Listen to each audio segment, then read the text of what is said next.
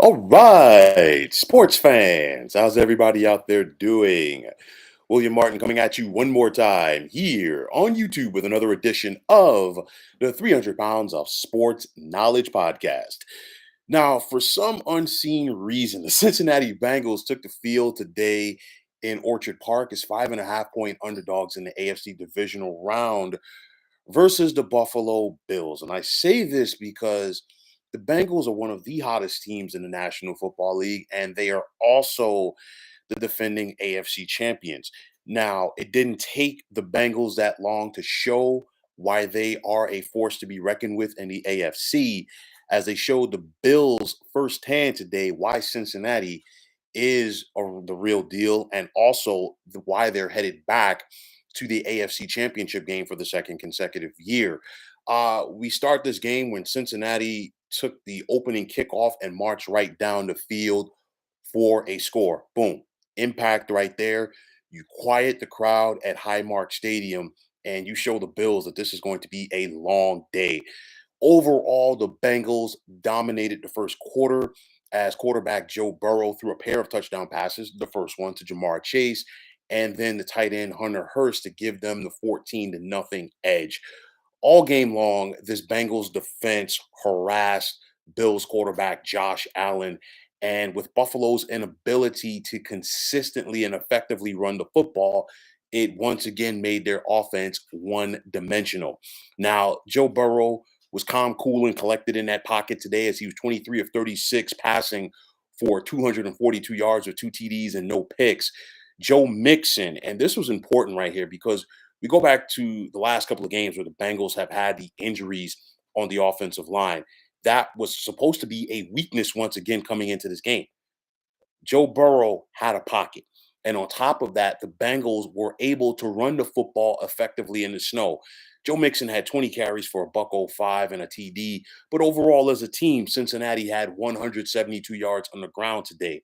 Now, there was plenty of life at the stadium today, especially with the presence of Damar Hamlin. And of course, everything that young man has gone through. It's been a tremendous recovery, and obviously don't know the man personally, but you wish him the best as he continues to recover, and of course, well wishes to he and his family, and a lot of emotion for the Bills in that stadium today, and credit to the Bengals because they did a good job of being able to navigate through that.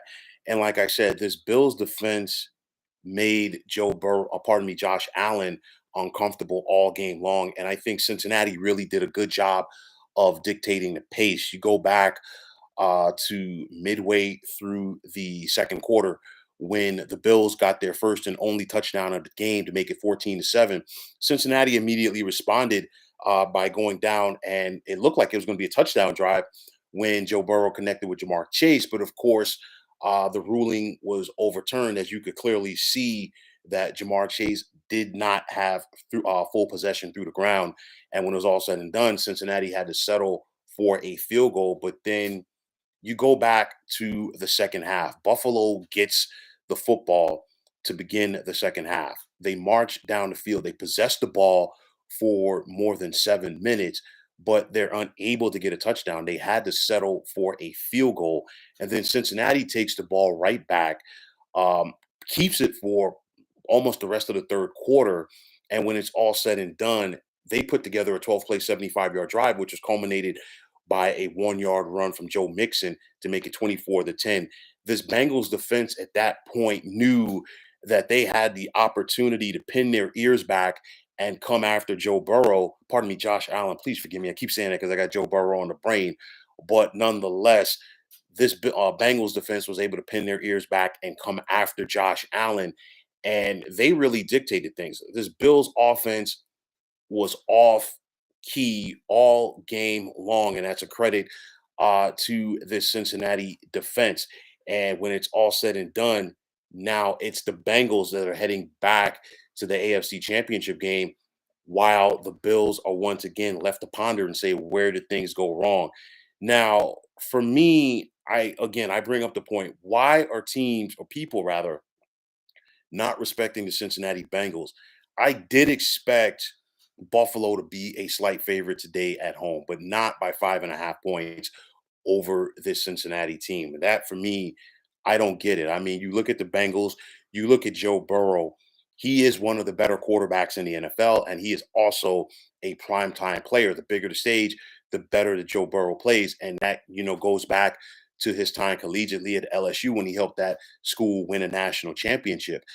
You think about the talent that Cincinnati has on offense. Joe Mixon and Shamaje Perine at running back, Jamar Chase, T. Higgins, and Tyler Boyd as receivers, and it just makes you wonder, why is this team constantly being overlooked? Cincinnati knows how to bring the pressure with their front four. That was a big part of their AFC Championship season last year, and it's showing up once again through their first two games in this postseason. But for the Bills, unfortunately, they still cannot get over the hump as it's been so close yet so far. You think about them breaking through and getting to the AFC Championship game 2 years ago, only to run into the juggernaut that was Patrick Mahomes and the Kansas City Chiefs. Last year, Buffalo beat Kansas City at Arrowhead, and they went in for the rematch in the divisional round with a ton of confidence. And then, of course, just when it looked like Josh Allen had won the game, the defense let him down in the waning seconds. And then, of course, Kansas City got the football to start overtime, and the rest was history. And then you think about this season, and it's one of those where I talked about it when it happened, and I said, you know what, the Von Miller injury would really come back to hurt this Buffalo team in the postseason. And now you see it because they have not had their pass rusher. And Von Miller is a game changing edge rusher. You go back to the regular season when the Bills and Chiefs played, and it was a low scoring game. Buffalo had the lead late. And when they needed to step up and end the game, it was the Bills defense led by Von Miller, who put the pressure on Chiefs quarterback Patrick Mahomes, forced him into throwing the interception. And then, of course, Buffalo was able to run out the clock. And they did not have that guy, and they have not had that guy since he went down. Now, this Buffalo team escaped last week at home against the Miami Dolphins with a third string quarterback. And that was not going to be the case today against one of the elite quarterbacks in the National Football League. So when it's all said and done, you have to ask yourselves, what can the Bills do to take that next step in order to get to and win the Super Bowl? Because obviously they have the tools to make the playoffs, but making the playoffs and taking that next step are two different beasts. For me, first and foremost, the Bills have to get better in their running game. I mean, you look at it, Buffalo, even with a 17-game season, Buffalo was unable to produce a 1,000-yard back. And Josh Allen, their starting quarterback, was their second leading rusher. That's not a good recipe right there. Tyler Spencer, what's going on, my man? Just joined late, but I'm happy with our performance today. I take it you're a Cincinnati fan. I'm just teasing you because I know you are. Glad we could finally get a statement win where people can't call it a fluke or a lucky win. Well, I'll tell you like this. You don't win in the National Football League by accident, first and foremost. You don't get to the Super Bowl by accident either. And for me, it's just like, like I started off this podcast right here. I, for the life of me, cannot understand why this team consistently gets looked over with the talent that they have. People came into this weekend like it was basically, okay, you know what, this weekend's going to be done. And all you heard was, okay, Buffalo and Kansas City meeting in Atlanta for the AFC Championship game. Okay, that's a little bit disrespectful to the team that is the current AFC champions in the Cincinnati Bengals. And they went out there and they showed why they were the better team. And at the end of the day, they deserved the win. And they did. And again, like I was talking about with the Bills, they have to get better in the running game. As Josh Allen, this notion of just having him out there as a running back all day long is not going to hold up long term. When I watch Josh Allen play, and he is one of the better quarterbacks in the National Football League right now, but when I watch him play, all I see is Cam Newton and Jim McMahon. And I say that from the standpoint that the way that he plays football, he's not going to have a lengthy shelf life as a quarterback because those hits, the pounding, they keep adding up. And I know that he's a big guy, but at some point, the other shoe is going to drop. He has to learn to make more throws and be in the pocket more. You look at Patrick Mahomes, you look at Joe Burrow, for an example.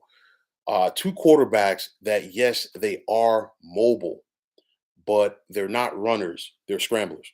There's a difference between a scrambler and a runner, in my opinion. A scrambler like Mahomes or Burrow, they're just going to, for the most part, they're going to try to buy time for their receivers down the field. They will run when they have to. Josh Allen, quarterbacks like that, and of course Justin Fields this year, who had more than 1,000 yards, and even Jalen Hurts. It's a difference when you are a runner, and we're seeing how those guys, how the pounding is really taking its effect on them, and I think it's going to hamper Josh Allen's career, in my opinion, in the coming years. Josh Allen, as a whole, has to take the next step as a quarterback. He had 3 touchdowns in 2 games for the Bills this postseason, but he also had 3 interceptions. And Josh Allen had some costly and just overall bad turnovers throughout the regular season. He threw 14 interceptions. His percentage was just above 63.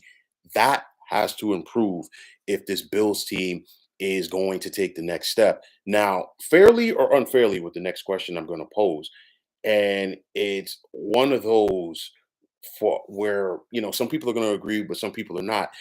It's going to be a question that's going to be thrown out there by some people, not everybody, but some people are going to say, is Sean McDermott the right head coach for the Bills as far as them winning a championship? 62-35 in the regular season, 4-5 in the postseason. And this Bills team will continue to be in contention, but they have to find a way to get over the hump. PM Dub, what's going on? You're saying runners have a shorter career? Absolutely. And I'll give you a prime example. Steve Young. Steve Young was a scrambler and a runner, more runner than scrambler in the first portion of his career. Steve Young took a lot of hits. And of course, there was more physicality in the game of football in that era as compared to now. But Steve Young had to learn to be a pocket passer, and learning to be a pocket passer was a big reason why he helped the 49ers win a championship, as well as getting a spot in Canton in the Hall of Fame. Now, I will say this about the Cincinnati Bengals: they are not going to be scared going into Kansas City next week for the AFC Championship game. The Bengals have won the last 3 meetings against the Chiefs. They've been the underdog in all three. 2 of those wins came at home. All 3 of those wins came by 3 points. And of course, they went to Arrowhead last January and knocked off the Chiefs in overtime in order to win the AFC Championship game. And of course, this Bengals defense had a big part in that. Also, obviously, what you're going to hear about all week long, the Patrick Mahomes injury. He suffered that high ankle sprain in the first half against the Jacksonville Jaguars, and the Chiefs were able to overcome it. Mahomes gutted it out, in a Willis Reed type performance coming out there in the second half, very hobbled. You obviously saw that he had a hitch in his giddy up. The Chiefs definitely are going to do everything possible to rehab that ankle and get him as ready as possible for next week's AFC Championship game. This Bengals team knows about this. I guarantee you the Bengals defense is definitely going to try to tee off on them. I think what the Chiefs are going to try to do is get the football out of Mahomes' hands very quickly in order for him to really neutralize the fact that he's going to have to run. So I'm going to talk about this obviously more in the week, but I can foresee the Cincinnati defense really trying to go out there and win first and second downs, because it's going to be key for them to keep the Chiefs offense in second and long and third and long scenarios, to make it throwing situations for Patrick Mahomes, and also go out there and kind of neutralize his passing game, because Mahomes, it's a high ankle sprain. He is not going to be 100%. going out there. He's going to gut it out. He's obviously going to take the shot, to get himself ready for game day. And of course, he's going to have a ton of treatment throughout the week. But nonetheless, this Bengals defense definitely wants to take advantage of that. Also, for the Bengals, is this organization turning the corner? Because what we're seeing right now is very huge for the Cincinnati Bengals, and it cannot be overlooked. This is the first time in franchise history for the Bengals, and their organization goes back to the late 60s when they started as an expansion team in the old and now defunct AFL. This is the first time in their franchise history where they've won playoff games in consecutive years. And now, of course, they're back in the AFC Championship game for the second consecutive year. You cannot overlook that. This Bengals team, they're full of talent. Also, I don't think Zach Taylor gets enough credit for being the good coach that he is. And that's a big reason for it as well. The legend of Joe Burrow continues to grow. You're talking about a young man that in just his third NFL season is now 5-1 in the playoffs, and he has road wins over both Patrick Mahomes and Josh Allen in the postseason. And he's just 60 football minutes away from getting back to the big game. So at the end of the day, of course, what are the Bengals' chances next week in Kansas City? I think Cincinnati has a very good chance to get back to the Super Bowl. Obviously, a lot of things have to happen in that game, but nonetheless, and will happen for both teams. But nonetheless, I think that Cincinnati has a good opportunity to get back. And I think we're going to be in store for a great game because Patrick Mahomes is definitely going to go out there, gut it out, and try to will his Chiefs to get to the Super Bowl. So we got to wait and see. But nonetheless, this was a dominating performance today by the Cincinnati Bengals. They won by 17 on the road, and I really don't think that the final score was truly indicative of how the Bengals dictated things and dominated things, but they were the team to beat from the word go today. They were able to go out there and navigate, and they did a better job of the Bills as far as navigating through the snow. They dictated things on both sides of the ball, and Cincinnati won in the trenches. And at the end of the day, the teams that are able to limit turnovers, force turnovers, run the football effectively, and rush the passer are the teams that win in January. And that's a big reason why the Bengals won today. And that's a big reason why they're 60 football minutes away from potentially getting back to the Super Bowl. So, folks, that is going to wrap it up. And as always, I want to take this time out to thank you for tuning into the 300 Pounds of Sports Knowledge podcast here on YouTube. I want to take this time out to thank all of you fine folks out there for tuning in. And if you have not already, please feel free to subscribe to this channel. Now, if you're on Twitter, please feel free to follow me at 300 Pounds of Sports. And like I always say, if you follow me, it'll be my pleasure to follow you right back. There's also the sports discussion group on Facebook at the Sports Depot 365. You can check it out. Drop a line and be a part of one of the better sports debating sites going on social media. Tyler Spencer, good to hear from you. Wonderful to see you in the chat box. I know that you're going to be very happy this evening with the fact that your beloved Bengals are headed back to the AFC Championship game. PM Dub, thanks for the comments. And I'm going to let you folks get back to the second half of Cowboys and Niners. This is another intriguing game as well, but nonetheless, this is the time of the year for it as it's postseason time. And at the end of the day, it's win or go home in the NFL playoffs. So, folks, once again, this is William Martin signing off. And thanks once again for tuning into the 300 Pounds of Sports Knowledge podcast here on YouTube. Be well, everybody.